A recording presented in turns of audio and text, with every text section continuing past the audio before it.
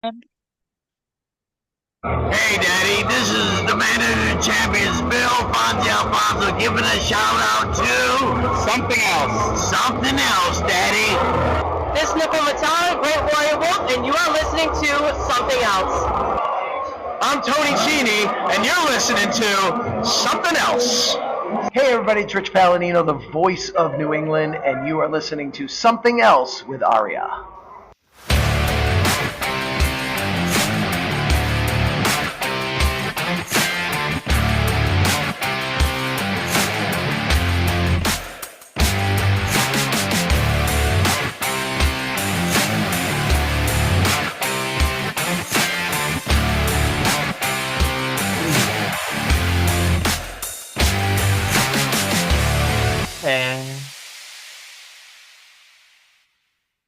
Welcome to episode number 225 of Something Else.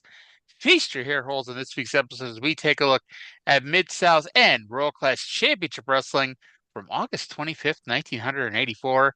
My name is Arya, and joining me as always is the dairy to my Wayne. It's Trae. Trae, how are you today? Good, and you?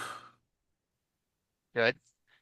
Trae, if you were to take a drink for every time I don't have written down the or the episode number of this show until the theme song starts playing, so I got to quickly pull up the folder with all the episodes in it to see what fucking episode this is, you'd be pretty goddamn drunk.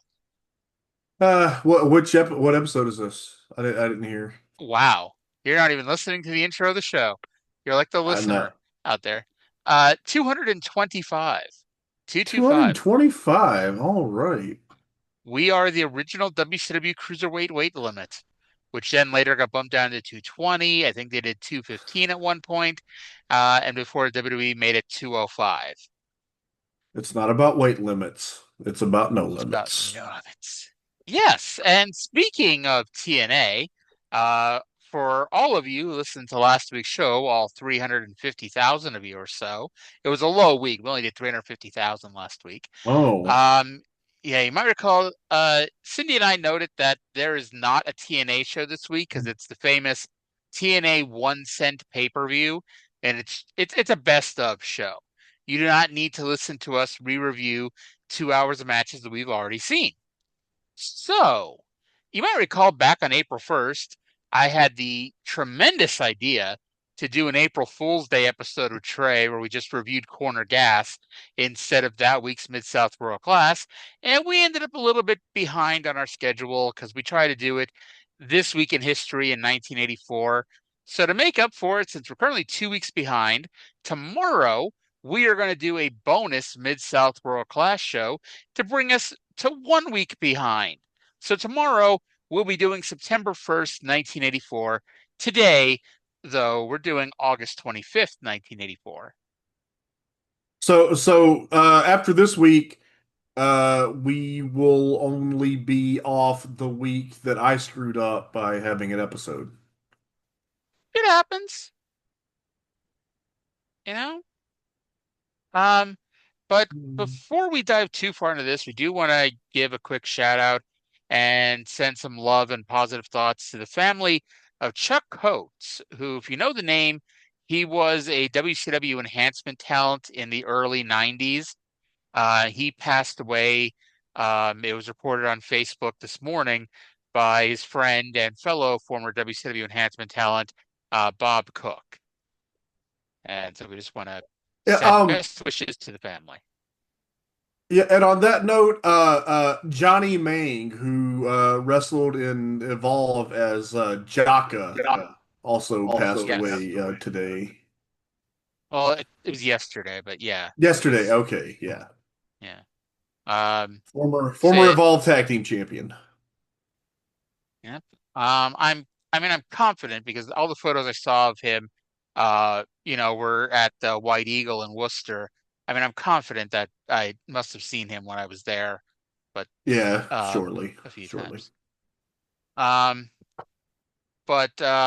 So lots of love and positive thoughts to the families today. And So Also, too much. I'm sorry. Go ahead. and I know this is not our Smoky Mountain show, but the day that we are recording this, it was 26 years ago that Brian Hildebrand passed away. Yes. Um, he like it's too bad for many reasons that he passed away when he Yeah. did, because he's somebody that if he were around today would have one banger of a podcast. Oh God, it'd be so good. Oh, it would be amazing. Think about the stories that guy could tell. I know, man. It on the list of people who gave more to the business than they got from it, man. Hildebrandt's high on it. AKA Mark Curtis for those who Yes, somehow don't know yes, that. Especially since I regularly interchange those names doing Smoky Mountain because I yeah. always So do forget I. which one is his real name and which one is his shoot name or his Yeah. work name. So I'm just like halfway. I might as well just call him Brian Curtis or Mark Hildebrand at this So point. his name is Brian Curtis Hildebrand. His real name. There you go. I don't even care if that's not real. It's now real. It's now part of wrestling canon. Um, so remember a few weeks ago, I hope we did this on the show because it was a funny discussion. I'm pretty sure it was when we talked about Julia Hart and for some reason you were talking about Bret Hart's ex-wife Julia Hart, and I Yes. thought about House of Black Julia Hart. Well, Yes. uh, next month in on our monthly AEW Heels Zoom call, Julia Hart, the wrestler, is going to be on there, and I put in the notes that either no one saw or no one knew enough to pop for it was if this was April Fool's Day, you should bring in Bret Hart's ex-wife instead. But You know, I sadly, can't no think one of popped for that. why. I can't think of why you wouldn't be able to get her. She has to be available. I I can't We imagine get she her. would. Like, can We we get should her get an her for art this show. show? Yeah. Hey, really like it about the time that you told Triple H that he was gonna go to hell or whatever. Let's talk about that for an hour. And much like the time when when I almost got John Cena's dad on the show, we would just say we're gonna have Julia Hart on the show, which is not a lie. It's just Yeah. being, it's stretching the truth, but it's not a lie. It's not Jack Pfeffer. We're not booking Bummy Rogers and Bruno San Martino. Oh my God. Who was it that Mick Foley said that he was working for in New York that they would bring in all these guys with just take off names. And so if you Oh didn't know any better, you'd end up thinking you'd get the greatest wrestling show ever when you really yeah, didn't. those New York indie promoters in the late '80s. Well, I think it was Jericho also said in Germany, he went there and there was the Legend of Doom and things like that nature. That, that's excellent. The Legend of Doom. And hey, it was the early 90s, so he could have been a combo of the Road Warriors and the Team of Doom. Really fuck with people, just mix and match the outfit. Instead of trying to make him a Pan-African militant, they should have made Ron Simmons the Legend of Doom. Oh, Damn. I think he made off better with his second gimmick. Yeah. So in case you're one of those people, the one listener who tunes in every so often and says, "You people need to talk about the subject matter." I would normally agree, except World Class, we're gonna have 10 minutes to talk about. So we need to pad the runtime this week, is what they call it. The young people Plus, say we're anytime padding the we run. tried to, anytime we tried to stay on topic, it ruins the show. Yes, it doesn't flow as well unless Trey or I just randomly go off onto a tangent about, you know, I don't know what the hell would we, but Buck Robley, for instance. I don't know why we wouldn't go off on a tangent about Buck Robley. Buck Robley is a great I, guy. as I often do. Yes. Speaking of Buck Robley, he used to be on Mid South. Let's go to Mid South and the intro this week with Boyd and Watts, but it's the wrong Watts. Hello, wrestling fans, and welcome to this week's edition of Mid-South Wrestling Television Network. I'm your host, Boyd Pearson. We have a lot of exciting action coming up. You'll see tag team match. The Pretty Young Things, Norville Austin and Koko Ware versus the Midnight Express, Bobby Eaton and Dennis Condrey. Brickhouse Brown, who made such a sensational debut last week, he gets in the ring once again with Buddy Landale, who says that he was just a ringer that was brought in next week. We'll see about that. Also, the Fantastics, Tommy Rogers and Bobby Fulton will be in action. To tell us about it, Joel Watts, who's really being articulate. He's coming along. He has the knowledge to back it up, and we're going to listen to it. Joel, right now, earlier, we saw Ernie Ladd talking to Nature Boy Buddy Landale. Jim Ross was there, so let's listen to what they had to say. Ladies and gentlemen, after the exciting turn of events that happened here last week on Mid-South Wrestling, Nature Boy Buddy Landale is requested to make this statement. That's exactly what I'm trying to tell you. Mid-South Sports, like I said last week, is trying to throw Buddy Landale curveballs. This guy, Brickhouse Brown, I found out Grizzly Smith stuck him in there. He's a ringer. He's one of the toughest guys in the country. Shut up! What's Mid-South Sports trying to do to Buddy Landale? There ain't no way you're going to get me to leave, so what do I got to do? I got to go out and get the smartest man in professional wrestling, Ernie Ladd. Ernie Ladd. Listen, there's only one Brickhouse, and that's Hacksaw Butch Reed. This guy, Brickhouse Brown, nobody's ever beat me like that. Jim Ross, you know, look at me in my eyes and tell me that ain't nobody ever beat me like that. I beat Junkyard Dog. We run him out of the territory. We run Sonny King off. Ernie, tell him what all we done, man. What has happened here is a ringer brought me out as his advisor. I'm a seasoned wrestler and a veteran wrestler. I know every wrestler in the country. This Brickhouse Brown was in the Carolinas. I just thought about this, and he was extremely tough. He whooped a lot of people down there, and he has fooled Buddy Landale. I want another match. I want him here on TV today. I want him because everybody on God's green earth let's go knows back I to the can desk. beat him. Ladies and gentlemen, it's good to be here today on Mid-South Wrestling. Right now, we've got a great Mid-South television main event for you. We've got the PYT versus the Midnight Express. Let's go to the ring now. Okay. Can I just say that Boyd popped me when he said we're going to hear from the articulate and knowledgeable Joel Watts, and then immediately pitched it to an interview with Buddy Landale. Didn't even let Joel talk. I was so appalled that I wrote down verbatim to tell us about it. Joel Watts, who was really being articulate. He's coming along and he has the knowledge to back it up.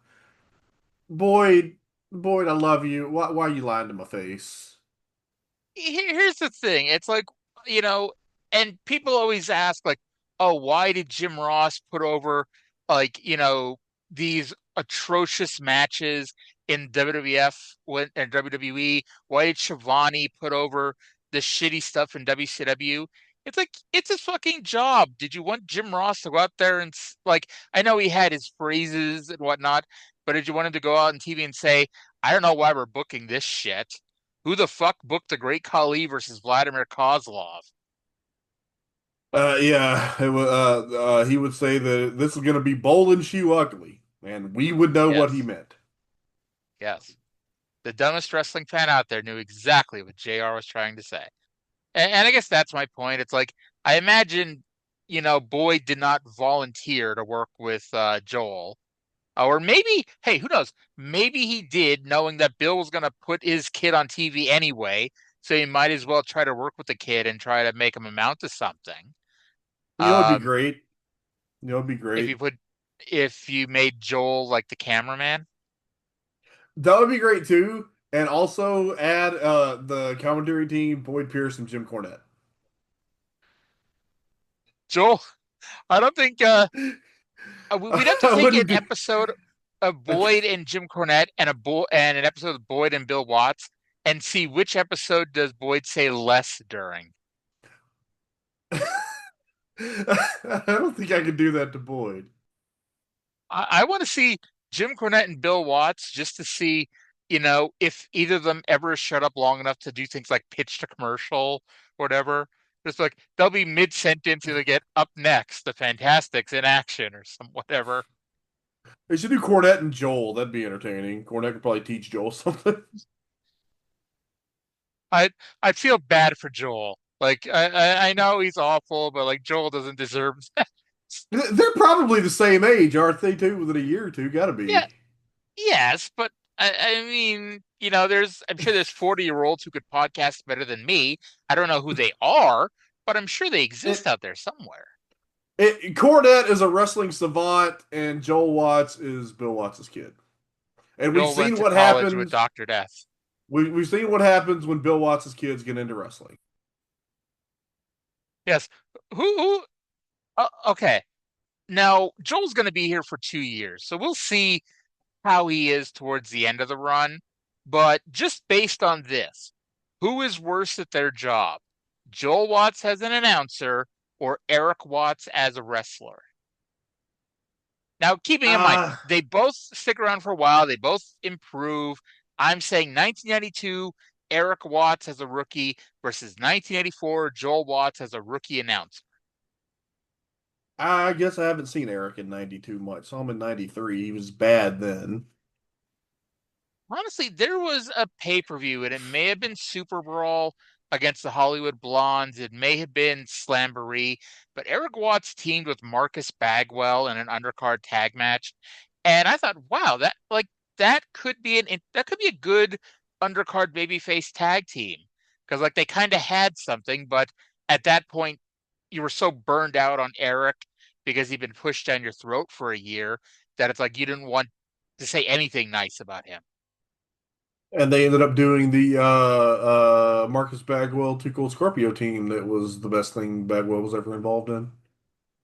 I mean, Bagwell, they had the gimmick going where Bagwell was 4-time tag team champions with 4 different partners. It was Scorpio, the Patriot, Scotty Riggs, and Shane Douglas. Yeah. And did him and Rick Steiner win the titles, or was that? I don't remember what the deal with that was exactly. That was the Halloween Havoc show where the Giant and Scott Steiner defended the Giant and Scott Hall's tag titles against Rick Steiner and Buff Bagwell, even though Bagwell wasn't cleared to wrestle yet. So he turned on Rick, walked away. Rick won the belts by himself, gave one of them to Kenny Kaos. Kenny Kaos then got injured, so he went and took that belt and gave it to Judy. And then they never had the match that got announced. I guess fuck Robbie Rage? Well, Robbie was injured. Okay. Yeah. So Kenny was getting a opening match push at that time. Okay. How did we get to There's somebody out there wondering how the hell we got from Joel Watts to Kenny Kaos. Speaking of terrible family members in wrestling, Joel Watts and Judy Bagwell. I'm sorry, Joel, you're not that bad. I was like, who is Kenny Kaos related to? It's unfair because Kenny Kaos was all right. He was just he got all right at the bad time because that's when WCW was heavy cost cutting, and that's when he was future endeavored. Yeah. By the way, Sonny King has not been run off yet. I don't think that's what Buddy meant, but anyway, Sonny's here till the end of September. Too bad. Yes. Oh, we finally got Ernie Ladd back on TV, so there's that. Boy, did we! Yes. And so he and Buddy are now going to form a bit of a scumbag alliance, which that's a tremendous alliance. Where is Butch Reed? I don't know. Okay, He's I guess Magnum TA is, I guess, because Magnum hasn't been on the fucking show either. Right. So we're gonna record a second episode tomorrow. So we have both already watched that show. And having said that, where is Butch Reed? Where is Magnum TA? Where is Terry Taylor? Well, Terry Taylor's a little bitch, so that makes sense. And a stooge. Yes. Now, to be fair, this is the second week of the tapings that included last week's show, which is going to be funny in a second. But so I mean, there's a reason why Terry Taylor might have been on this week's show because he was on last week's show, and if he skips next week's show, he can be on the week after and still be on back-to-back tapings. Huh. So, I mean, yeah, but I guess we'll see in a couple weeks. Anyway. Remember last week when Bob Eaton was too hurt to wrestle? Well, he's not that hurt this week, like 30 minutes later. And let's go to Jim Cornette's intro.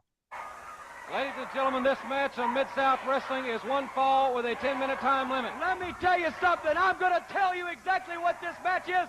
It features the greatest tag team in wrestling, Whirlwind in Motion. My team, the Mid-South champions, Loverboy Dennis and beautiful Bobby, the Midnight Express.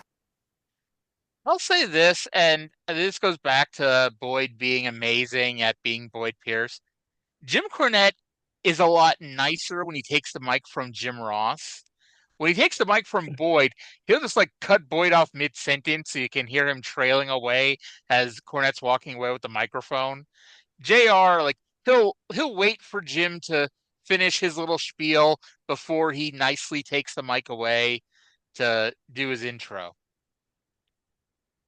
Honestly, the most disappointing part I don't mind Boyd like being the host of the show, but I don't get to see him watch Jim Cornette when he's not the ring announcer.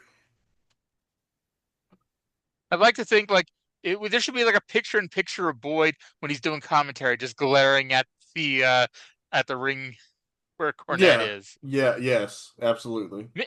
Mid-South would still be in business today if we had a picture-in-picture of Boyd Pierce glaring at Jim Cornette.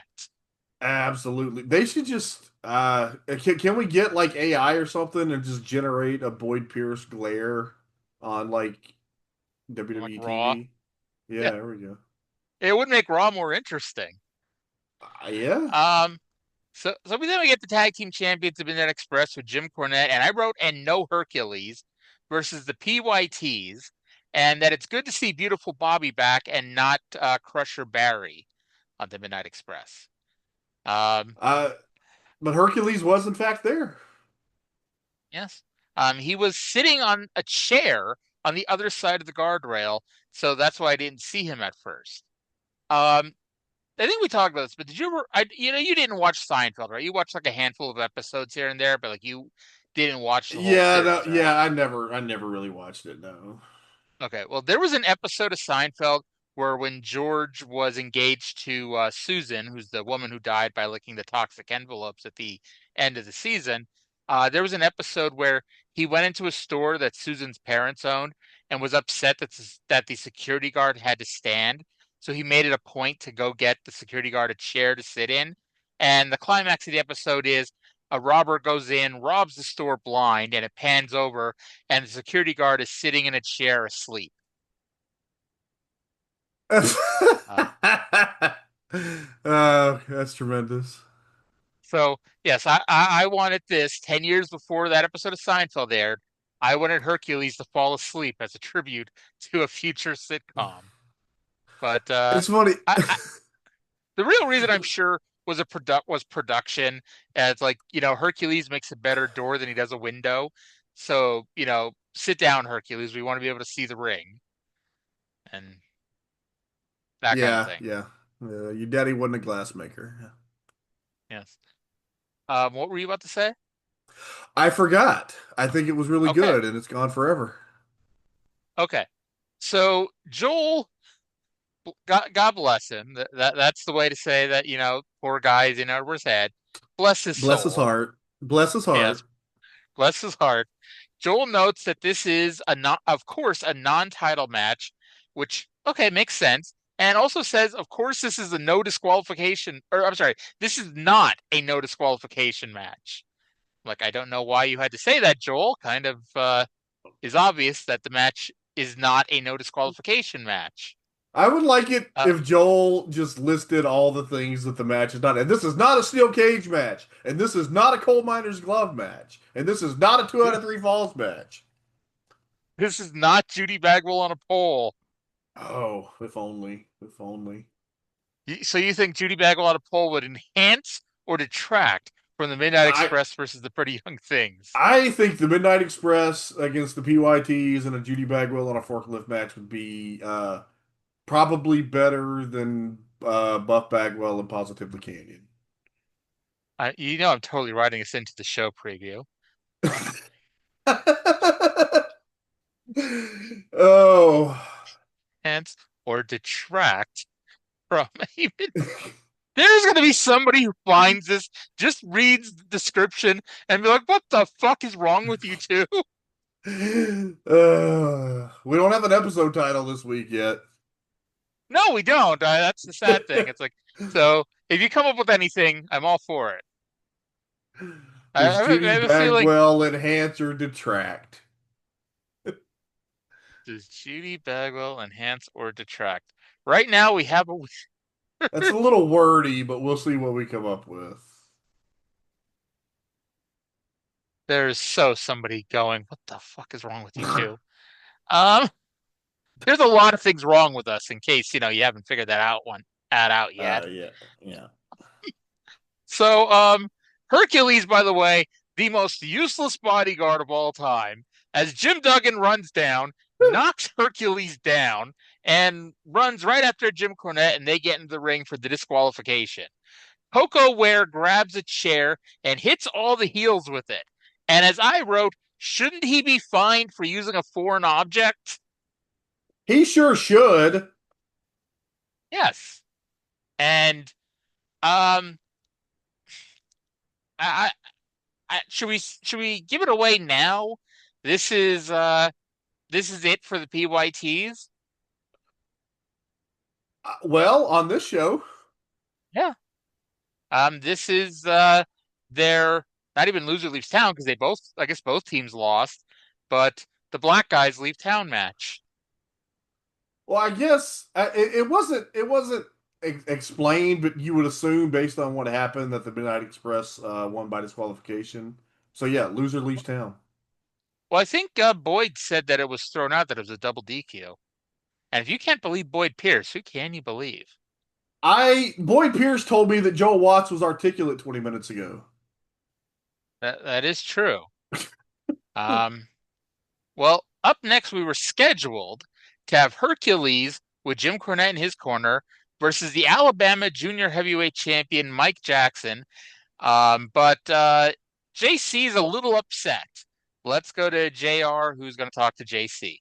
Ladies and gentlemen, this match is scheduled for a one fall. Wait a minute, this match ain't scheduled to be anything. You see the man right here? He's as mad as he can be. I've told him not to hurt you, but I wouldn't bet on anybody else. Koko Ware, he used a chair, a steel chair, and the president of Mid-South himself said that's a $10,000 fine. Bill Watts' his own mouth, right? That's right. Did you see Koko Ware hit this man, hit Dennis Conrad, hit Bob Eaton with a steel chair? I certainly saw that. And can you see this man's head has been severely lacerated by a steel chair? Can you see that? Of course I can see that, Mr. Why don't you get Koko Ware out here to either pay a $10,000 fine or get kicked out of Mid-South just like the rule states? They're always making the rules apply to me, but they won't enforce them for anybody else. I want Koko Ware out here. Hey, that's a laugh in the first place. That's a very new point. He and Norvell Austin could not. They're so broke they can't pay attention, much less pay $10,000. But I want him out here. There's one set of rules. Everybody will go by one set of rules. Well, let's go by them then. The incident just happened, Mr. Cornette. They haven't even had time to review the film. To go for me. Hey, come here, big man. What are you saying? You want Koko down here? I want him. We don't care nothing about no fines. I want him right here, right now. I'm going to take it out of his hand. He hit him in the head with a steel chair, couldn't put him down and couldn't put him out. This man is an animal. You couldn't take him out, Koko Ware. Nobody can. But I want him down here to pay that $10,000 or get kicked out of here. It doesn't apply to me. I want it to apply to him. Well, ladies and gentlemen, Mid-South has not had time to review the films quite obviously. I've had plenty of time to see that he cut some of my hair off. What you have to say doesn't always mean a whole lot. So let's listen. What I've got to say means a lot to me. Why don't you just shut it? Hey, here he is right here. Well, ladies and gentlemen, this match is scheduled to be Hercules Hernandez. Come on, follow me. Come on, we're getting it on right now. Well, it's going to be Koko Ware. Okay. So I hope Mike Jackson got his per diem money. 'Cause he just got unbooked. Well, at least he doesn't have to defend the Alabama Junior Heavyweight Championship against Hercules, because we didn't have Joel tell us, so I assumed that this would have been a title match and a no disqualification match and a coal miner's glove match and a 2 out of 3 falls ladder match. See, I actually wrote that this is not a no DQ match nor a title. And now that Trae has ruined my gimmick, that I wrote that before every match. The rest of the show. So sorry. I'm sorry. This is why every so often we should have a production meeting. Like, Tony Khan started doing production meetings. Maybe we should too. But anyway, Cornette points out rightfully that Koko should be fined for using a foreign object. Now, here's the thing, though, and I guess I wrote this before I looked everything up and looked at, next week's show. It seemed to me like Hercules was waving off the idea of the fine. Like, they're going to come out next week and say, oh, we were going to fine Koko Ware $10,000, but Hercules, the victim of the assault, Hercules didn't want a $10,000 fine imposed. He waved it off. Now, well, that I don't know. Maybe that would have been. I don't. I just keep. Mm-hmm. Go ahead. I'm sorry. We are not. I don't even remember. This is dumb. Like I keep waiting for them to backtrack on this, and then I guess they went the other way to show me, because apparently the PYTs were leaving the territory anyway. So hey, let's get this thing over while we're at it. This feels like it had to have been a last minute kind of thing, because the PYTs were here. They've been getting a decent enough push, and then all of a sudden this week, not only are they the first victim of the $10,000 fine, I keep saying they, but Koko is the victim of the first $10,000 fine, but then he gets destroyed quickly by Hercules Hernandez and his god-awful Shinnomaki. Well, maybe Fritz wants him in Dallas full-time, which we'll see how long that lasts. Yeah. All right, so as you can guess, because we've just kind of kept saying that this is Koko. I guess the last match wasn't a loser leaves town match. This was the loser leaves town match, which makes you think that this came out of nowhere. Like, we didn't know this match happened, like, because we didn't scroll down and read our notes or anything. Anyway, so this is, of course, the only time these two guys have a singles match in Mid-South. Now, Trae, the two of them do have they have 18 singles matches in the WWF. With that in mind, Trae, without looking it up, and knowing my luck, you probably looked it up before the show began, because that's how this always works. I have two questions. Of those 18 matches, one-on-one, how many of them did Koko win? And B, how many of them did Koko not lose? Did they do any in Memphis or Nashville? I didn't look at the cities. I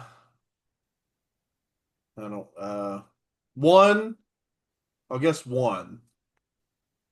So you think that he won one? He won 1-1. Okay. Now, is that also your answer for how many did he not lose? 2. He lost. He won 1 and had a draw. I don't know. So by sheer dumb luck, Trae got that right. January 2nd, 1988 in Worcester, Massachusetts, they went to a draw. And then March 5th, 1988 in San Francisco, Koko won by disqualification. If it wasn't for dumb luck, I wouldn't have any luck. There you go. So Hercules wins. Koko Ware will follow his plight over the next week or so. But for now, let's go to our Dr. Death helmet holder, Dr. Death Steve Williams, who's in the ring, and he has something to say. Ladies and gentlemen, we have another exciting match coming up momentarily. Before we start that match, you saw here last week, Steve, Dr. Death Williams made the presentation of his own award. I know he has another statement he'd like to make in relationship to that. Where's all these tough guys? Where's Terry Allen? Where's Terry Taylor? All you tough guys running down the road talking how tough you are, flexing your muscles. Well, I'm here, and here's this helmet. And it's a challenge to all you tough muscle heads. If you think you're tough enough to get in this ring, you come down here and challenge me for my helmet. Because I got a lot of pride in this helmet right now, and I'm not giving this up for nothing. Well, there you heard the statement from Steve, Dr. Death Williams. If you're tough enough, come on down. All right, so before a very exciting match, we have the Dr. Death helmet holder, Dr. Death Steve Williams, wondering where all the tough guys are and asking where the hell Terry Allen is. So Dr. I Death would is also, apparently, yeah. I would also like to know where the hell Terry Allen is. Dr. Death is booking this podcast, I think. Yeah, I guess so. By the way, they fixed this issue next week, but I had to laugh because Dr. Death isn't just cutting this promo, off to the side with JR taped earlier today or whatever. Dr. Death is taping this promo while Sonny King is standing in the ring, and Sonny King is, not a top baby face, but they're pushing him pretty strong. And here's Dr. Death wanting to know where all the tough guys are, and Sonny King is like la di da di la di da la di da di da. Well, obviously, Sonny King has no need for a football helmet. That's true. Maybe he needs shoulder pads. Well, yeah, he is weird shapes. Maybe shoulder pads would help. I just meant because he had a dislocated shoulder, for a Oh, amount of action for like 6 weeks. When whoever it was, Hercules or whoever, hit him with a 2x4. Yes. Yes. It was so dumb. I'm still mad about that. You know what I'm mad about? Hans Schroeder. Why are you mad at Hans Schroeder? He is the worst wrestler I've ever seen this week. Sonny King versus Hans Schroeder in what is also not a title match nor a no DQ match. Okay. The second thing they teach you in wrestling school after taking a bump, which I managed to fail that lesson, but the one lesson I did, in my opinion, pretty decently at was running the ropes.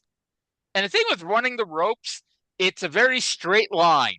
You hit the ropes, you run straight across, and hit the ropes in the exact opposite side of where you hit the ropes the last time. And that goes with taking a corner. You start in the corner, you run straight ahead until you hit the next corner. Nobody told Hans Schroeder this because not once, but twice, Sonny King threw him corner to corner, and instead he detoured and ran off the ropes. And not even like the ropes like near the corner or whatever. No. He took a hard left turn and like honestly nearly hit the corner, like going 90 degrees to the left. Yeah. Joel said that Grizzly Smith was trying to get Sonny King signed for some matches. That's got to be the worst thing that Grizzly Smith has ever done. Did you see when Sonny put him in an arm bar and then he let go of the arm bar and Hans just kept his arm there for several seconds? And then Sonny King channeled Tomoaki Hanma and hit a Rocket Kokeshi for the pin. I would like to induct Hans Schroeder into the Something Else Hall of This Suck.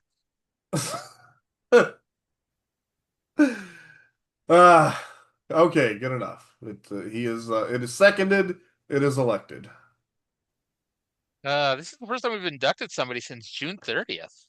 Oh, wow. So I don't say we've been slacking, but I guess this just shows you how prestigious these halls are. We can't just induct people every week. Who was the last person that we inducted into the Something Else Hall of This Sucks? Yeah. Ed Siegel.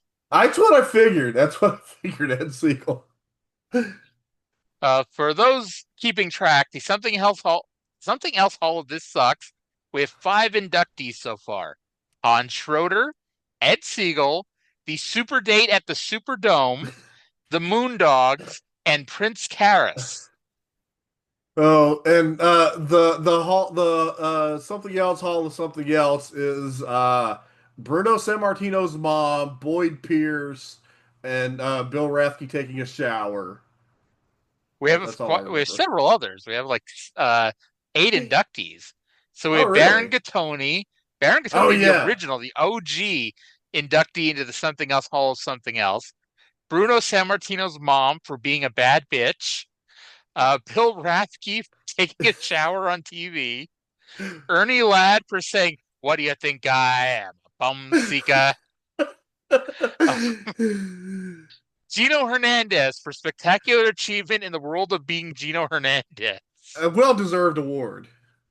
Yes. Boyd Pierce for excellent precision in facial expressions. The Dirty White Boy and Mr. Ron Wright babyface turn storyline. Yes. And the old man losing his false teeth during a Kevin Von Erich match. Oh, okay, yeah. See, we have more in the hall of something in the something else hall of something else than in the something else hall of this sucks. And you say we're pessimistic on this show. Not you, the hypothetical somebody. I would never say that. All right, I think I scrolled down too far. Okay, there we are. Buddy Landell with Ernie Ladd versus Brickhouse Brown. Buddy screamed at JR to introduce his advisor and not to be selfish. And also, this is not a title match nor a no disqualification match.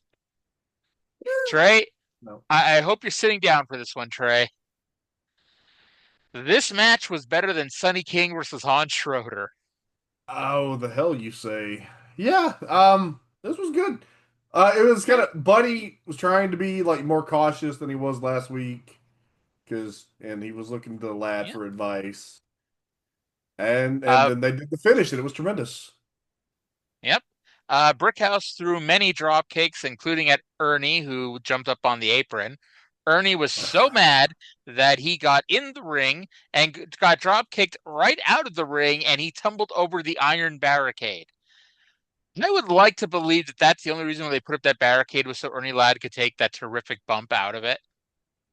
Well, when Brickhouse hit him with the dropkick against the ropes, he did the fucking like giant Baba bump over the top rope. It was tremendous. Yeah. But yeah, I did not go back and like count them, but I swear Brickhouse Brown did 6 to 7 drop kicks in like 30 seconds. Oh, I'm sure at least. Buddy took the count out loss, and I popped for how he left because it's a barricade around the ring. But of course, there's gaps. There's at least 2 gaps where you could just, step through it, or, there's a little step over it. Instead of walking the 5 feet down to one of the gaps, Buddy Landell climbed over the barricade to get away from Brickhouse Brown and run away for the count out. I popped for that. Like, why is there are there people on that side? No. I didn't but think I guess so. Like why is there a barricade on that side? I guess for not just aesthetic purposes, but I guess like to hold the whole thing up. Like it's better if there's 4 sides. Like, why is there a little strip on the gap? There shouldn't be a thing for someone to step over because you're going to trip over it. But they should do. They should do like New Japan does for Best of the Super Junior and just remove the barricades for safety. Because, I mean, what if Ernie Ladd wants to do a tope suicida? You don't want him to run into the guardrail.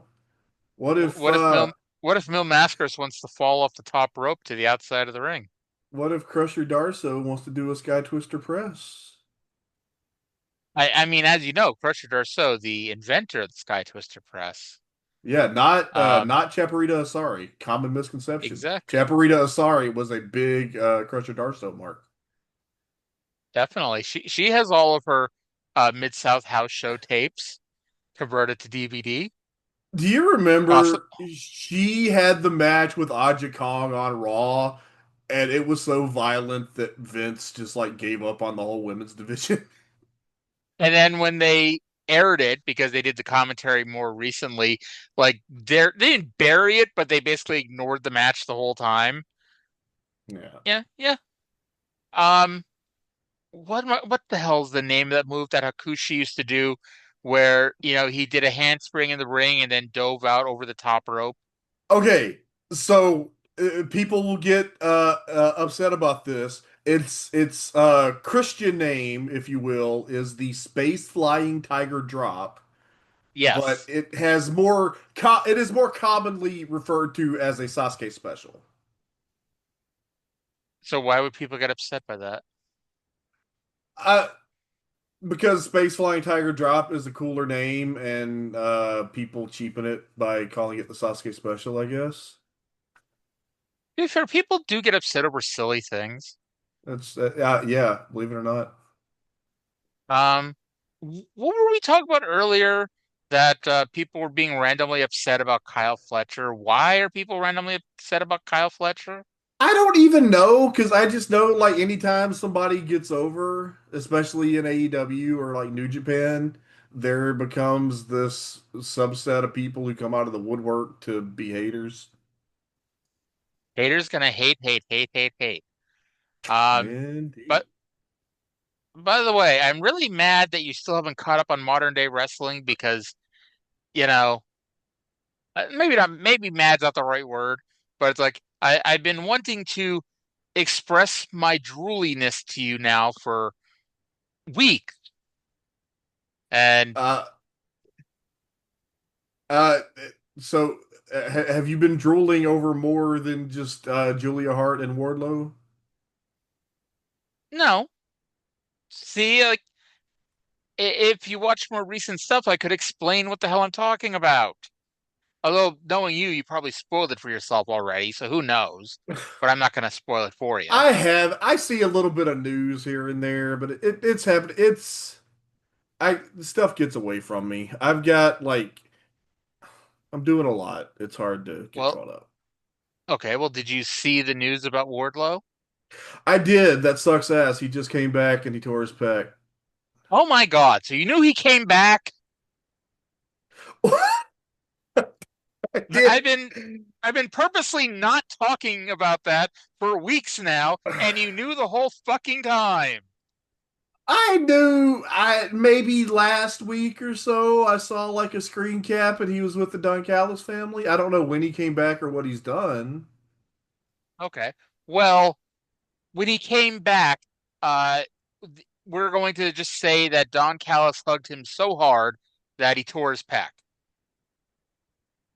That's you remember when they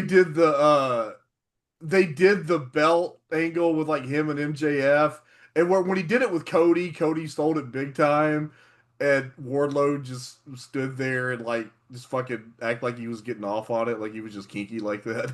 Yep. Yep. By the way, to correct something we said earlier, I would never drool over Julia Hart. At least not in the same way I drool over Wardlow. Just I love Okay. Julia Hart. She's a very attractive young lady. I love her whole aesthetic. I refuse to believe she's the same person that managed the Varsity Blondes, even though I know it's the same person. I it in my canon, Bret Hart's ex-wife managed the Varsity Blondes. Um, Oh, isn't it weird that uh, the Varsity Blondes were a thing? yes. What the hell ever? I guess Griff Garrison. Well, I don't know if he's still on ROH, but I guess he was on ROH. As part of a different faction that I'm currently blanking on. Well, The wasn't he? frat Was it? guys Yeah, yeah. Wasn't he managed by Maria Kanellis for a randomly? while, for a while, Yeah, and then they started doing this frat house thing with like him and Jameson and Preston Vance and whoever the fuck, and Cole meanwhile, Carter. Brian Pillman Jr. Is elsewhere. Yeah, is he still Brian Pillman Like, Jr.? no, he's Lexus King. Oh, that's worse. Is it worse? I assume it's Yes, worse. I mean, my guess is they told him he had to change his name. And is it Melanie's maiden name King? Probably, yeah. Okay, great. Um, So, by the way, while this was happening, we got a fantastic music video that we've seen at least twice already, set to Sharp Dressed Man.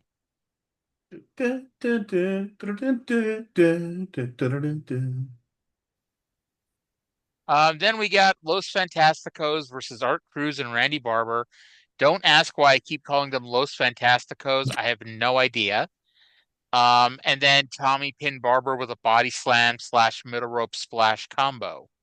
Whenever you say Fantasticos, I think you mean Los Fabulosos, Silver King and El Dandy. See, there's the feud that could have set WCW on fire in That would have 2000. been so much money. I Yes. bet And I bet Bobby and Dobby were still good enough in 2000. oh yeah, because I mean, Tommy had that weird little run in ECW, and I mean, Bobby wasn't that far off of this. Well, I guess that was 8 years, but I mean, I'm sure Bobby was still wrestling in the late '90s. I bet they could have come out for a little bit of a run, especially working El Dandy and Silver King. Yeah, that's a WCW Saturday Night Special, and they were managed. Weren't they managed by Miss Hancock? They were at one point. Yeah. Yeah. So I mean, Tommy and Bobby could have sexually assaulted Miss Hancock. Popped the buy rate or popped the rating there on Saturday night. Oh, that would have upset Lenny and Lodi. Something bad. Well, that's right, because she also managed standards and practices. Yes. The splash off the top rope that Tommy Rogers did, he jumped like 3/4 of the way across the ring. That was impressive. Okay, and not saying it wasn't an impressive dive or splash. Wasn't it from the middle rope? I didn't make a note of it being a top rope. In fact, I wrote middle rope splash. It probably was, but okay, that's actually more impressive if he went that far from the middle rope. Indeed. I just mean because if it was a top rope splash, I would have undoubtedly been bitching about how he drove from the top rope. Well, Joel would have come up with an excuse, I'm sure. Speaking of Joel, he introduced us to his favorite Magnum TA video, which is the Born to Be Wild video. I just wrote, thankfully he didn't call the My Way video one of his favorites. Yeah, at least Magnum looks cool in this one. Yes. Unfortunately, we don't get to see Mr. Wrestling 2 in his suit and tie and all that, and sitting at a news place with Reeser. I thought that 2 had turned up on next week's show in a suit, but that ended up being something else entirely. Oh my God, yes. I know what you're talking about. Oh God. I love that. Here's the problem with us watching future weeks ahead of time. We're sitting here the whole time going, man, wait till next week. It's not even next week. It's wait till tomorrow when we're talking about something else. Yeah. This is why people think we're the worst show ever and why I think we're the best show ever. And normally I wouldn't have watched it already, but I have to work tomorrow, so yeah. This is like a wrestling podcast on ADD or with ADD. I don't know how you get on ADD, but if anyone could be on ADD, it would be us. I am absolutely on the ADD. Ernie Ladd and Krusher Khrushchev versus Rick McCord and Josh Stroud. This is where I wrote, where the fuck has Magnum TA been? According to Cage Match, he's around. He's not in Japan or anything. But think about this. His last TV match was so long ago, it was against the other Mr. Wrestling 2. The Hercules version. That was in May. His next match isn't until the September 12th tapings. Maybe he had something that he couldn't be in Shreveport for TV days for a couple of weeks. I don't know. Yep. Did you notice everybody in this fucking match was in red tights? I did, and everybody but Josh Stroud had on red knee pads and boots too. I was waiting to go see where you're going to go with the everyone but Josh Stroud part. What are you implying, Arya? That Josh Stroud is black. And I guess Ernie Ladd is black too. Okay, never mind. Anyway, Ernie Ladd pinned Rick McCord with the big boot and leg drop. Ladd-a-mania is running wild. Now that's imagine the alternate wrestling history if Vince had gone with the big cat. Well, considering Ernie's about to retire, that may not have been good. I disagree, but I digress. It would have been good for the year that he was the champion, but it may not have been, Hogan level. Well, might have been bigger. Plus, I mean, I know he's been a babyface, but I can't picture Ernie Ladd cutting a babyface promo. And do I look like a bum seeker? Wasn't a babyface promo? Are you sure? I'm fairly certain since he's a heel. I love Ernie Ladd. Speaking of Ernie Ladd. Oh my God, Ernie we Ladd got the love. team of the Big Cat and Fat Darsow. Wouldn't that? Oh, that made me happy. Fat Darsow, come sit under the learning tree. Let me talk to you about how Bundy just thumbed himself out of position. I wrote, look at all these I know bombs. 2 lines that Ernie Ladd has ever said, and I gotta. Anytime I do an Ernie Ladd impression. Yeah. Yeah. I'll be honest. When Jim Cornette came out for another promo, for a second, did you think they accidentally aired the tape of the earlier in the show promo? Yeah, for half a second.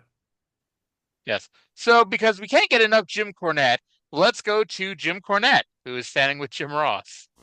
Ladies and gentlemen, some very unusual events have transpired here today. Hey, let me tell you something. Look at this man's head.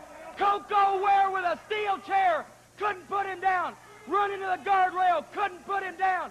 Cut open. Couldn't put him down. Nothing stops this man because he is a madman. But I want Koko Ware down here yet. I want some satisfaction. I want to see $10,000 paid, or I want to see him kicked out of here. Because every time I sneeze, every time I blow my nose, every time that anything happens with me involved, I have to pay fines, or I have to do this or do that or follow the rules. I expect the same treatment for everybody in Mid-South, regardless of who it is, whether it's Bill Watts' favorites or not. I want to see him down here right now paying $10,000 or buying a bus ticket out of here. Well, one thing about it, there is one set of rules. I don't make the rules, first of all. Well, it's a good thing you don't. I don't make the rules, but there's one set of rules for everybody. I'm sure the appropriate action will be taken. Well, then why don't we just get him down here with his checkbook? I'm sure he's got $10,000 laying around with nothing to do with it. Well, as I see, ladies and gentlemen, Koko Ware and Norvell Austin are making their way to ringside. So you're going to enforce the rules, is that what you're saying? Pay $10,000 or out, huh? You're going to enforce the rules right now, Jim Ross. I'm going to tell. I heard you say it. You enforce the rules. Ladies and gentlemen, I'm going to relay what the rules are. There's one set of rules for everyone. Now, gentlemen, first of all, now just hold on right here. I want to say one thing. Nobody said nothing, Cornette. When you brought your boys in the ring, you come on. Wait just a second. Now, wait a minute. Nobody said nothing. When they brought belts in the ring and hit us with, nobody said nothing. When he hit me with a tennis racket, nobody said nothing. And we don't have the $10,000, and we're not paying nobody, and we'll stand right here. You understand that, Ross? Listen to me. We don't care. You don't have to get mad at me about it. I don't make the rules. Norvell, you and Koko both know that. The rules. I'm sick and tired of that Cornette. Let me. You know the rules as well as anybody. The rule is if you use a steel chair, objects that were named, it's a $10,000 fine or a suspension. What about those guys using the tennis racket? Shouldn't that be a fine too? $10,000 is a lot of money. We ain't got no 10 grand, man. Well, listen, We've been on a losing streak lately, you know. The winners in this game make all the money. When you lose, you ain't making no money, you understand? We ain't got no 10 grand, and we ain't paying no 10,000, and we ain't leaving the area. Let's cut and dry. Well, gentlemen, all I'm saying is that that's what the rules are. Ladies and gentlemen, it's a $10,000 fine, or they've got to go. That's the rules. I don't make the rules. We'll know more about that next week. I'm not leaving, you understand? Ladies and gentlemen, Adrian Street will be here next week. Okay. This promo popped me for a number of reasons. Jim Cornette demanding satisfaction. Koko comes down with Norvell to complain about the rule changes and how he doesn't have $10,000. Norvell says we aren't leaving the territory, to which I point out Norvell didn't hit anybody with a chair. Why the hell does he have to leave the territory? Only Koko has to leave. But apparently Norvell, this is a package deal, and he's not coming back without his partner, which is really touching. Now for the part I popped for. And, part of me is like, this is another burial of the PYTs. The PYTs are standing there. 2 men. 2 good, athletic young men who are good quality wrestlers who can certainly theoretically handle their own in the ring.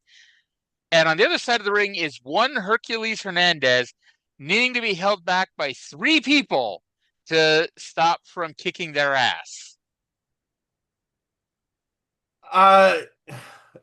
It was all Cornette could do not to call Koko uppity. And speaking of Cornette, the best part of it was Cornette is hanging off Hercules' back, holding him back along with 2 referees. And it reminded me of the NXT that nobody watched, NXT Season 4, which was Brodus Clay, Derek Bateman, Johnny Curtis, and a few others. And there was a angle going on for a few weeks where Johnny Curtis kept slapping Brodus Clay. And the one week, Johnny Curtis, who's a babyface, by the way, slaps Brodus Clay. And like, Brodus, say everything you want about Tyrus. He's a big fucking monster. And, he looked menacing. He gave a great, you know, he gave a great vibe of being a badass ass kicker when he was doing that gimmick with Del Rio at first. Um, and during this, because like all the other rookies are holding Brodus back, including little teeny tiny Byron Saxton, who was a wrestler before he was an announcer, hanging off Brodus's back like a fly. Okay, there was a period of a few weeks in that time where I was convinced that Brodus Clay was going to be the second coming of Big Van Vader. And in retrospect, it was he was wrestling Christian, and Christian is really good.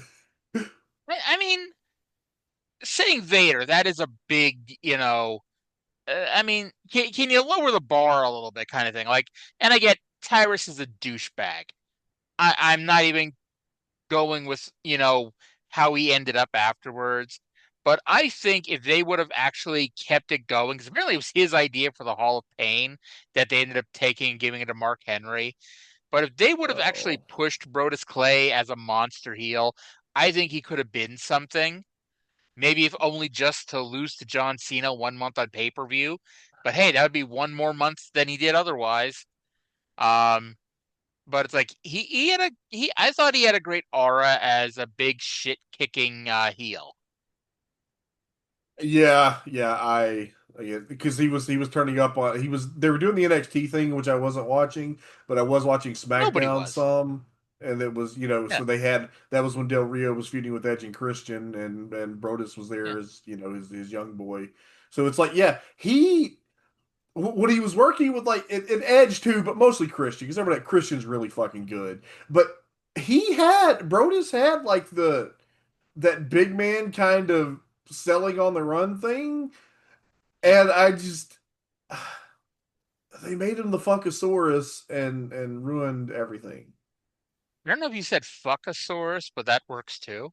Yeah, I didn't, but yeah, sure.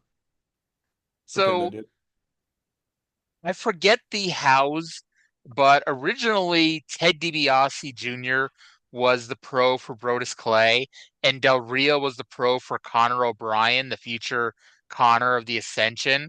But his gimmick during NXT was that he was a rat, and he was going to bring in the Ratitude era. And it ended with Ricardo Rodriguez pinning him on an episode of NXT, which then somehow led to a match where I think it was whoever was still left on the show had like a 4 or 5-way match, and whoever won got to decide whether they wanted to keep their pro or pick somebody else. And so Brodus won and picked Del Rio, which was an excuse to keep Del Rio on the show because this was when he was getting pushed to WrestleMania. Daniel Bryan was still on the show, but this is before Daniel Bryan was, Daniel Bryan. This is when he was U.S. champion and not on any pay-per-views. Yeah. But that I still say it's one of the. Oh, by the way, Byron Saxton, I meant to mention this. I have to go back and watch because the first episode of season 4, they'd all did the introduce yourself to the crowd promo. And before this, Byron had been the announcer on the ECW when it was dying. And so like he cut what I thought was a very smarmy, very condescending heel promo. And I'm like, man, he's got something as a very snarky, smarmy heel. And then he never cut a promo ever again, or at least that way. So it always made me think, did he mean to do that?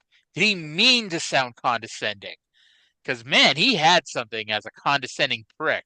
But, once the second week happened, that went away. I don't know. I didn't see any of that. Anyway, after this promo, we got some truly awful news, Trey.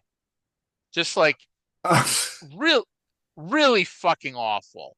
And I'd ask, what did we do wrong? As a society and as a people, what did we do wrong to deserve what we got told at the end of this week's Mid-South? I believe that constitutes terroristic threatening. What they did or what I did when I heard what Boyd Pierce did to me here. They announced that next week on this television program will be Johnny Mantell. Yeah, but okay. So we skipped over something. They played an Adrian Street music video to Tiptoe Through the Tulips with Me by Tiny Tim. And this was all Memphis footage. Yeah, so it's probably a Memphis video. It was all Memphis footage, and it had Jim Cornette in his little captain's hat. It was delightful. I did not write that down. I don't know why I didn't write it down. Maybe I got distracted by the promise of Johnny Mantell. Understandable. I wrote, then at the very end, I wrote, upon further review, the PYTs may really not have $10,000. Maybe that fine is a shoot. Because they're gone. Well, they're not going to make $10,000 in Dallas. Unless their secret last name is Von Erich. Norvell Austin Von Erich. Yes. Koko Ware Von Erich. Actually, it's better if you had the B. Koko B. Ware Von Erich. Koko V. Ware. Koko Von Erich Ware. There you go. So let's go to the intro of this week's World Class with Bill Mercer, and where we find out that this is going to be a really short show. Welcome to World Class Championship Wrestling from the world-famed Sportatorium here in downtown Dallas, Texas. I'm Bill Mercer. Great to have you with us, and do we have a main event? It features those two tremendous combatants, Kerry Von Erich and Michael Hayes. You may remember they were friends. In fact, the Von Erichs and the Freebirds were good friends until this occurred. Back a couple of years ago when Kerry Von Erich and Ric Flair battled for the heavyweight championship, Hayes was the special referee. Hayes became enraged and involved and tried to get Kerry Von Erich to, with his assistants, put a tag on Ric Flair. Well, that didn't work. And so incensed was Michael Hayes and so totally kind of hyperventilated that Michael Hayes said to heck with it. He was going to leave. And then this little incident occurred that turned the history of wrestling. Ric Flair smashed into Kerry. Hayes flew out. Gordy flew the door head on the head of Kerry Von Erich. And from that point on, there has been a continuous rumbling heavy feud between the Von Erichs and the Freebirds. Another one culminating in this bout with Kerry Von Erich and Michael Hayes. The Von Erichs and the Freebirds in the six-man world tag team have always been battling furiously in this grudge match. Well, a grudge match here, a lumberjack match between Kerry Von Erich and Michael Hayes, our main event on World Class Championship Wrestling. In addition, you're going to see the Chief Strongbow, Rock and Roll Zumhoffe, and the Jake the Snake Roberts, and many more on World Class Championship Wrestling. But first, we have an encore match, going back to the battles of Kevin Von Erich and Killer Khan, next on World Class Championship Wrestling. All right, so short show. We get an encore and a Zumhoffe match. Yeah, however, it didn't take long at all. Yeah, Trey, you might recall that Michael Hayes and Kerry Von Erich used to be friends. This was 20 months ago now. I did not write down there once, but yeah. Like almost 2 years ago. Yeah. And I guess the feud is now finally over, but I was going to say next week is 1 year since the beginning of the Chris Adams, Gino Hernandez feud. Or not Gino Hernandez, the Chris Adams, Jimmy Garvin feud. Oh, yeah, I guess that did finally end, didn't it? This is August 25th, so it's literally been 20 months. Because that was Christmas 82. Oh, yeah, you're right. Yeah. All right. So they're going to have a lumberjack match today. We are sadly not going to watch Killer Khan versus Terry Gordy again. And so we start the match with start the show with an encore match. So we fast forward 9 minutes, and then we get a Skip Young promo because they decided we can't just skip to the 40-minute mark of this show. So let's go to Skip Young, who is with Bill Mercer outside of his high school. World Class Championship Wrestling, Skip Young has come home, and we talked to him outside his alma mater, his high school in Dallas, Texas. This is one of the premier high schools of Dallas, South Oak Cliff High School, famed for a lot of things, fine academics, and outstanding athletes like this young man with me, Skip Young. You know him on World Class Championship Wrestling as Sweet Brown Sugar. Skip, you played a lot of sports here with a lot of famous people. Yes, I did, Bill. I was very happy to be a member of the state quarterfinalist South Oak Cliff Golden Bear football team right here, where it turned out a lot of professional athletes that are still active, like Harvey Martin, just finished his season with Dallas Cowboys. Wayne Morris, that currently plays for St. Louis Cardinals.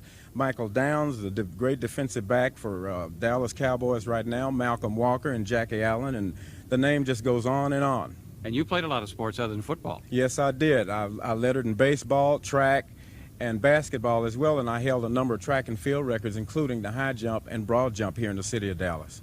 Your father, as a church here in this western part of Dallas, you are a longtime member of this community. You're back home. Tell us about your father's church and about your experiences as a youngster.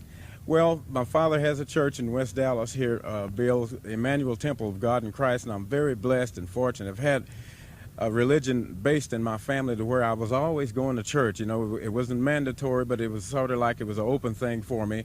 And I don't ever regret spending time in church because it kept me off the street and out of a lot of things that I could have maybe been doing. And I was blessed to go into other religious aspects in the athletics, like the Young Men's Christian Association, which I'm a charter member here in Dallas as well. So that's a responsibility for a youngster, being a role model for youngsters in athletics as well as the church. And being back home again now, you started here in wrestling sometime back, about the time the Von Erich started. Exactly about the time the Von Erich started. You know, we trained together for a long time when we were all in school, and our summer programs, off-season programs, were always generally spent together.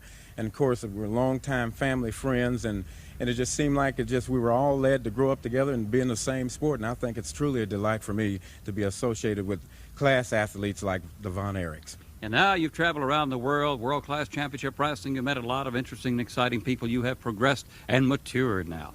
Yes, I have, Bill. I must say, because after 11 years in professional wrestling, and I've traveled around the world twice, you would think that experience would begin to take its measure. And I've met and faced every opponent, all races, all sizes, all creeds, all temperaments, and everything. And in doing so, I've held some titles, some major regional and world titles and tag team titles. And I've just been a part of everything that involves professional wrestling. And you've just returned to World Class Championship Wrestling here in Dallas. Got off to a nice start, and then you ran into these guys called Sweet Young Things. It seems that they have some resentment. Well, you know, Bill, like I said, I traveled for so long, and I met them in other areas of professional wrestling. There was some problems, but, you know, Bill, like, you know me for a long time, and the people here in Dallas have known me for a very long time. And I'm not one that will run from anything, but I wouldn't let anybody, especially the pretty young things or anybody else, spoil my debut of homecoming, because I'm so happy just being back in the area. Well, we're glad to have you back in World Class Championship Wrestling here in Dallas. Thank you very much, Bill. It's a good pleasure to be back in home. And you'll see Skip Young with us on World Class Championship Wrestling, and we'll be back with more of the excitement right after this. Okay. So, first of all, Bill is not in his suit, but Skip Young is in his suit, which makes me think the obvious, since they're about the same size. I think it's very obvious Skip lends, Bill his suit every week for TV. Is he also, he needs to loan him his razor, too, and maybe a hair. Bill's looking rough. I'm worried about Bill. Poor Bill. I mean, he may be going through some issues right now, because, Okay. It's worse. Next week, they show a close-up shot on his face, and his marriage must have been like there was something bad going on. I'm worried. He's going to go the way of drunk Mark Lawrence. I mean, personally, I think it's possible that, because he's the guy that we said has been holding everything together. He held everything together after David's death. He may be cracking. The pressure's getting to him because, Harry and Kevin are, well, Harry and Kevin, and Mike is, well, Mike, and Bill may not want to do another tribute show anytime soon. Understandable. He can only, the kids can only get the fucking world title so many times because somebody died. Well, they can get the world six-man title 68 times and immediately vacate it again. By the way, Skip talks about being a member of the YMCA and how proud he is to be part of the YMCA. Trying to know what it is like down there in Dallas and Houston. But up here, if you want to be part of the YMCA, you just have to go and get a subscription to it. That was my understanding of how it worked. Yes. Yeah. The sweet young things have a problem with him, as do the pretty young things. But as much as we're cracking on this, I did like this promo. Maybe not because of what he actually said, but it was better than your standard, hey, here's a new guy, let's have him do a 10-minute draw with Johnny Mantel. No, Skip Young is not bad. Like, this was a decent little promo, and they do a tag match next week that's pretty good. Yeah. And by the way, his high school, South Oak Cliff High School, actually can say that they have had 27 alumni become professional football players. Wow. Yeah. And that's as of 2025. It's not like, up until 1984. No, this is as of modern day, which is a lot of fucking football players come out of one high school. There was a guy the year below me at my high school that played in the NBA. Nice. I think we discussed that. Who was it again? Jeremy Evans is his name. He is a former slam dunk champion. Yeah, here you go. Really tall guy. I imagine fairly tall for your average high school, but he's not fairly tall for your average NBA player, we'll say. No, and I don't know if I ever spoke to the guy. I just a tall black guy that played basketball. He was really tall in high school. See, I just assumed that you two were besties. He's actually, wow, he's taller than I thought he was. He was 6'9". In fact, he still is 6'9". Yeah. But I what I was thinking of, and this goes the same for wrestling too. When you hear people's heights, oh, you're not that tall, then you're thinking about, okay, how tall are you, jackass? Because Allen Iverson is 6 feet tall, and that's fairly short for a basketball player. And it's I'm sitting here I'm 5'10", and to me, 6 feet tall is a nice tall person. Yeah, it's I am 6 foot exactly, and it's fun because I am exactly the height to be considered tall, but to not have anybody give a shit about how tall you are. I always say the only positive of being a woman who's 5'10" is I can reach stuff on the top shelf. It's a pain in the ass to find clothes. It's a pain. Oh, I guess that's a big thing. It's a pain in the ass to find clothes. Yeah. My wife is 5'4", so I get things off of high shelves a lot. I mean, plus she's blind, so I mean, even if she was 6.5 feet tall, I'd kind of expect you to handle most of the shelf reaching. Arya, you have very, very not good views about disabled people. We're gonna have to talk about that. I have very good views of disabled people. I am not ableist, but I'm saying you have good eyesight. Your wife does not. So I would assume that when it comes to a lot of stuff that requires good eyesight, you'd be the person required to do that. But see, you're assuming that that things require good eyesight that blind people are perfectly capable of doing non-visually. Okay, so before I get canceled for this, because I get canceled enough on the rest of the show. By the way, this will be what finally gets us canceled, is our discussion about blind people. I'm not getting canceled for this one. And I don't give enough of a fuck to get canceled. Okay. I want to point out, the Skip Young promo ended 14 minutes and 53 seconds into the show. Up next was the Buck Zumhoffe match, which I got to fast forward. The fucking Buck Zumhoffe match segment went close to 15 minutes. I mean, I guess better that than anything else on the show because I got to skip it. But like, Jesus Christ, who booked that match to go 15 minutes? I actually wondered if the reason that Bill Mercer was so depressed was that he had to watch Buck Zumhofe and Jules Strongbow in the same match. Against Bill and Scott Irwin, I think. Yes. Oh, God. Poor Bill and Scott Irwin. Scott Hogg Irwin and Bill Pig Irwin. Scott Hall Irwin and Bill Nash Irwin. So, out of nowhere, and I guess he was at the Texas Stadium show, but then he disappeared again. Out of nowhere, Gary Hart is back. And let's go to Bill Mercer, who's with Gary Hart. Well, Gary Hart, it's a surprise welcome back. And you come back to get Skander Akbar. Every time I watch world-class wrestling anywhere I'm at across the United States and halfway around the world, you got this nitwit Skander Akbar running around here in something that looks like my grandmother's nightgown. And I'm going to tell everybody, nobody runs Gary Hart out of any place that he don't want to leave. The reason I've been gone is I had business to take care of. But there's one young man in this area right now that I'm very interested in, and I'm interested in you, Akbar. And now let's go up to Mark Lawrence in our next bout. Nobody runs him out of the territory unless you only pay him $2,000 for the Christmas week shows. Yeah, well, that's not running out. That's something else. It's funny when you think, was it $2,000? I don't actually know. I know he said it on the World Class DVD, and I'm like, it sounds insulting, and then it's like, well, what exactly were you expecting to get paid? I mean, I know you're the booker and you set all this stuff up, but how much were you expecting to get? Question mark? Yeah, I don't know.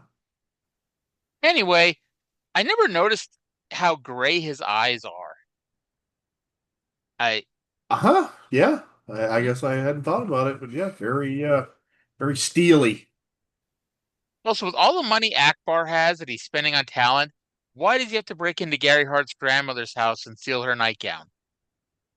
That's just how he gets down. I mean, I guess that explains why he has so much money to pay for wrestlers because, he doesn't really have a lot of a wardrobe. Yeah. Well. We get the debut of Jake the Snake Roberts in his red sweatpants versus Mike Gallagher, whose name is neither spelled nor pronounced like Gentleman Jack's last name, but I don't care. It's the same, goddamn you. This may be by far the fastest match in world class history. Yeah, it may actually be. I Googled Mike Gallagher, and there's apparently a current GOP politician named Mike Gallagher who was born right around this time. So I assume that our Mike Gallagher probably got a message from the future and had them spell his name incorrectly on purpose. Or he's the father. Oh, dear. Jake won with what was referred to as another kind of suplex. Yes, but the rest of us in the world will call it the DDT. Yes, which is another type of suplex, I guess. Now, Trey, did you time this match? Minute 5. Oh, actually 1 minute? Mm-hmm. I guess DML's stopwatch was a little quick. Yeah, he's it's just about always wrong. But yeah, it was classic Jake, the short lariat, and the DDT. So he's in his weird red karate pants era. That's with the drawstring sticking out. Yeah. So the main event was scheduled to be Michael Hayes versus Kerry Von Erich in a lumberjack match, but apparently there was a travel issue. What the hell is going on with these world-class travel agents? Because Jesus Christ, no one is getting to these damn shows anymore. And I wrote, maybe he's in Arizona with Kevin. I wrote the same thing. I wrote the same thing. Instead, we get Terry Gordy versus Kerry Von Erich. Now, I've seen a lot of lumberjack matches in my life, and because you've watched the House of Torture matches, you've seen more lumberjack matches than me, probably. It's a long-standing rule in a lumberjack match. When the heel is thrown out on the heel side, you pick the guy up, you dust him off, you let him regain his bearings, let him get in the ring on his own accord. Nobody told the heel lumberjacks that in this match because Terry Gordy got thrown out on the heel side, and they took this job as a shoot. They hoisted Gordy up by his trunks and pushed him into the ring. The babyfaces did not let Kerry dither either. Very serious lumberjacks. Scott Norton will be proud. I just got that. Gordy warmed up his thumb for the spike. Maybe he didn't have time before the match to stretch his thumb. I mean, he got called at the last minute. Ultimately, it doesn't matter because Killer Khan ran into the ring for the disqualification. I guess the Lumberjacks did not know how to keep somebody out of the ring. They just had to make sure people got in the ring. Sorry, it just made me think of the when Mick Foley and Jimmy Snuka did a lumberjack match on an Abrams UWF show, and Mick was determined to do a double count out, and somebody said, "You can't do a double count out in a lumberjack match," and Mick said, "It's a Herb show. We can do whatever we want." I just like to call them Abrams. Is that his the short name? A Oh, there. Abrams. Oh, my bad. No problem. Yes, because like I guess I mean when I was a kid, when I was 14 reading Have a Nice Day, it made total sense that Mick Foley wouldn't want to, defeat the legend, his childhood hero. And then the older me looking at 1994 Jimmy Snuka going, Mick, just fucking beat him. Yeah, I've been watching ECW from that period, and it's not good. Yeah. Oh, I forget where you're at, but so I'll just not Shut say anything. up. Just don't start with me. You brought it up. Shut up. So anyway, I guess once the leak appeared, the dam burst because the Lumberjacks realized, hey, if Killer Khan can just get in the ring and fight, so can we.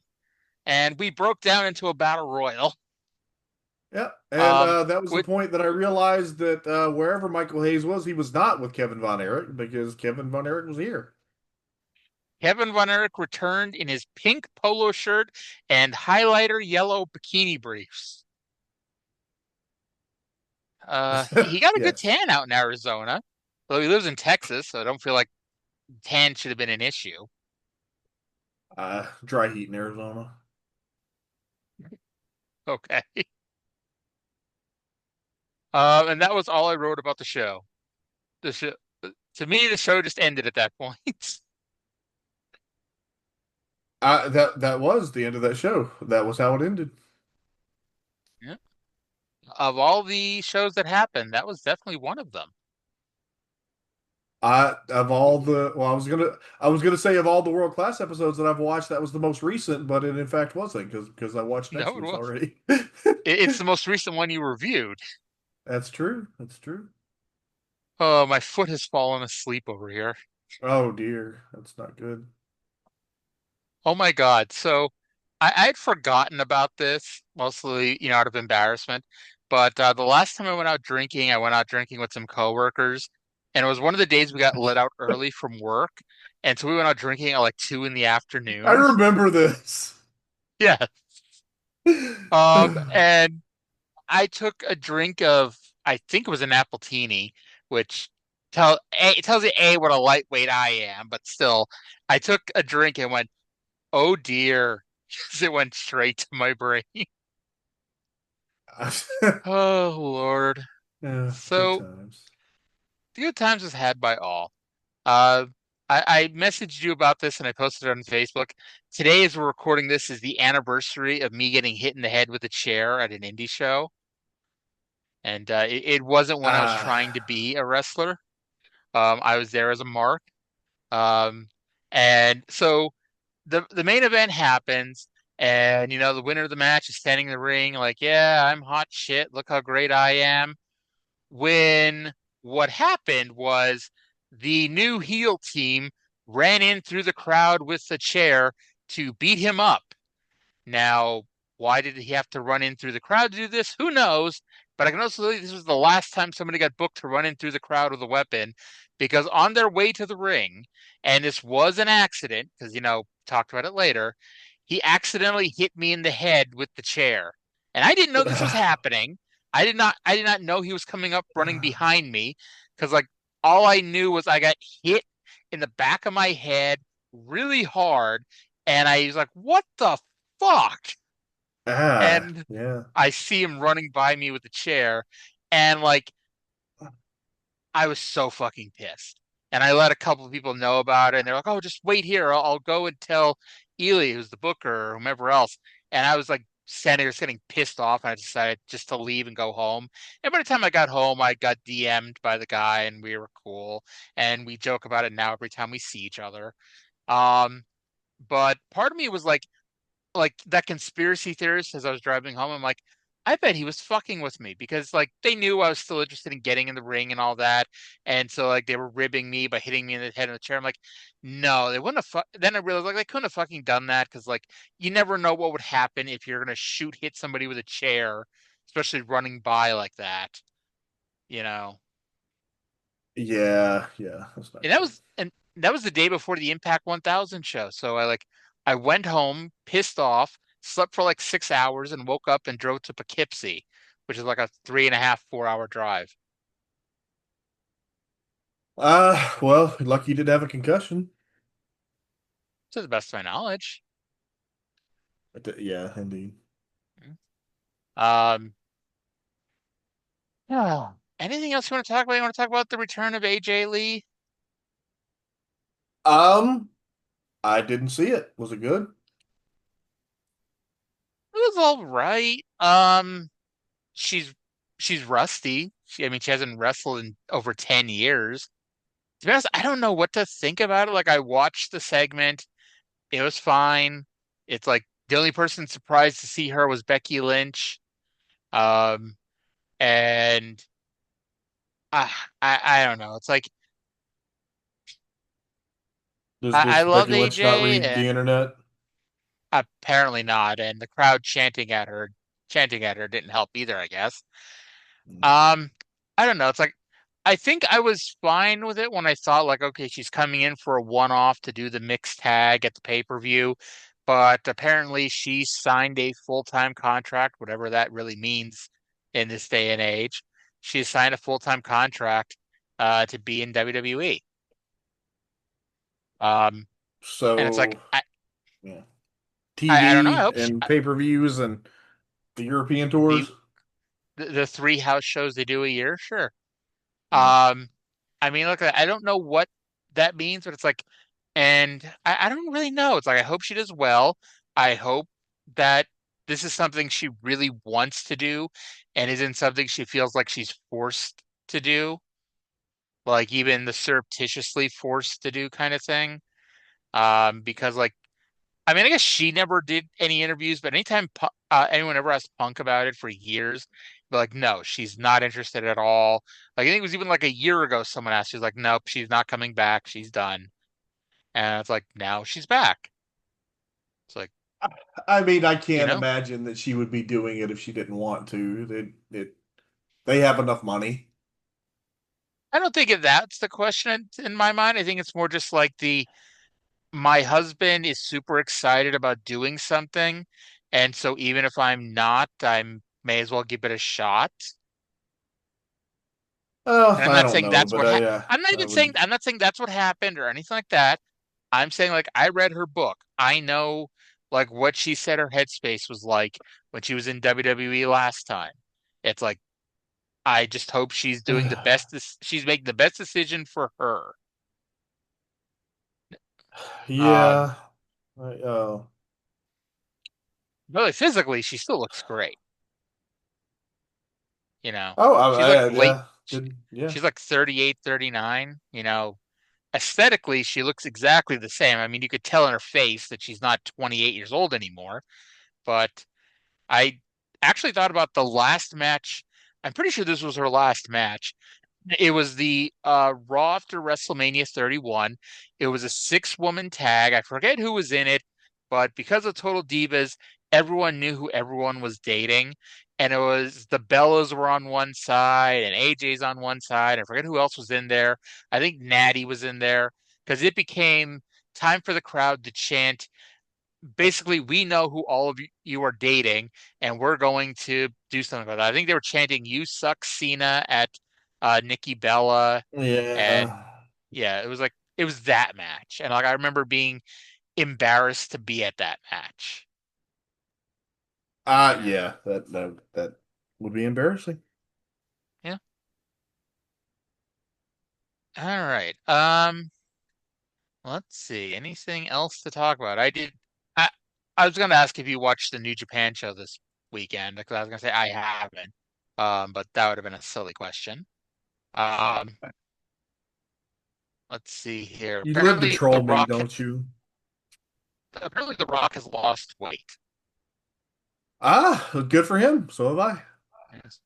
Good for you. And apparently, the Usos are going to wrestle Braun Breaker and Bronson Reed at the pay-per-view. And um, apparently, LA Knight did a miscommunication spot with Jey Uso. I don't know why LA Knight's even involved in this, but what the hell? And then the mixed tag that, everyone knew was coming. Oh, there you go. Yeah. I don't think we discussed this on the show. Maybe we did, but I'm always up to rant about this again. No, we did, because I was about to ask you, what are your thoughts about all-out moving start times? I don't know why anyone cares. I don't know why they bothered. Like, That too. I sincerely doubt they're going to get one more buy than they would have if they just left it at the time it was. I will say this from, knowing the handful of people I know inside of AEW, they are happy the show was earlier because, hey, life is better when you can get out of the show early than, at midnight. Yeah, absolutely. Yeah. So good for them. I bought my ticket for Bound for Glory, so technically, after they announced the main event, they sold one ticket for that show, at least one, because I bought my ticket the next day, but that's more of a coincidence than anything else. What is the main event? It is Trick Williams versus Mike Santana. Okay, well, I guess Santana hopefully finally gets a title here. I mean, I think that's, I think that's what everyone's expecting is that Mike Santana is going to win. I think most people figured it out back to right before Slammiversary that it would be him. And I don't know how much of this is spoilers because I know they did one live show and taped a couple TV shows after. But the card right now is the Hardys versus your besties, Team 3D, in a tables match for the World Tag Team Championship. The System versus Order 4 in a 10-person hardcore war match, which, unless I'm mixing up my TNA match stipulations, that's basically war games without the cage. They do the timed entrances and the weapons matches. I could be mixing up my matches but I know they do something that's war games without the cage. So I think that's it. And also, and I guess thinking about the TNA knockout roster, I'm not sure what could have been a better match, but they've done a lot of really good knockouts title matches the last few years at Bound for Glory. And this year, it's either Ash by Elegance or Masha Slamovich, depending on who wins at their next match. I think it's at Victory Road or whatever the end of September show is. And whoever is the champion will defend against Indy Hartwell. Which, even if it's Masha, who's pretty good, I'm not sitting here going, oh man, that's going to be a banger. Although I could be pleasantly surprised. I'm not expecting it. I don't know why you speak so sarcastically about me with Team 3D. I've never said a bad word about Devon. Devon is a very nice person. Good hand. But I'm trying to think like, and I know that they'll have more of the matches. There's only 4 matches, and I'm sure they'll have a tag title match and all that shit. So I'm a little surprised, and I know she got cooled off because the crowd is just not accepting her at all. But I'm shocked that Tess is not in that spot. Yeah. How's that going? She's a racist. Well, I mean, The chance, they knew that when they brought her in. well, yeah, but I mean, the chance that's been the chant every time she's been out. Oh, okay. Well, yeah. Yeah. But it's like I don't know because I don't even remember. I don't think she was on the show I was at, and I was at a month of TV tapings. I'm pretty sure she wasn't at all. 'Cause yeah, I saw Oh, Order 4 55 times.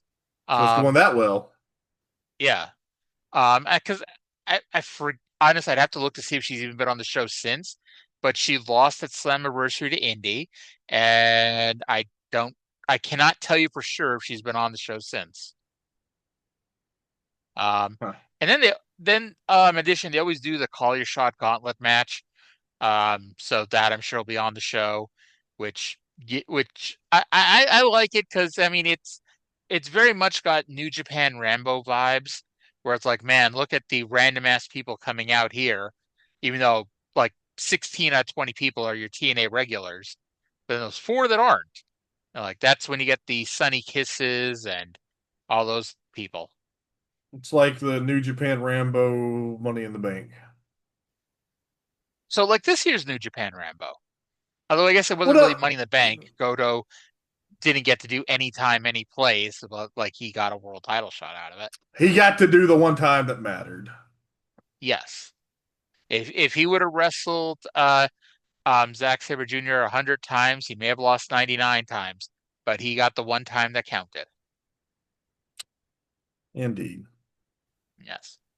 All right, so I guess we've stretched this long enough because we somehow still went an hour and 45 minutes. It's just a gift. Yes, because we got this. We're good like this. We are. All right, so that's gonna do it for this week. Or for today anyway. Uh, we'll be back tomorrow. We'll then be back Thursday. I haven't watched Smoky Mountain yet. I'm sure that'll be great. But yeah, that's gonna do it for this week. And for Trey, I'm Arya. Thank you all for listening. We'll talk to you again in 7 days. Bye.